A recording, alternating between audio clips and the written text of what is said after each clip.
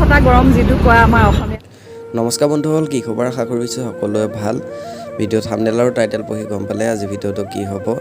এইকেইদিন গৰমক লৈ বৰষাৰণী বাই কোৱা এটা ভিডিঅ' ক্লিপ ভাইৰেল হৈ আছে। মই আপোনালোকক দেখাম বাৰু ক্লিপটো। তাৰ আগতে আৰু দুটামান খবৰ আছে, মই খবৰকেইটা আপোনালোকক কৈ দিছোঁ। এটা ভাল খবৰ অসমীয়া চিনেমাৰ বাবে।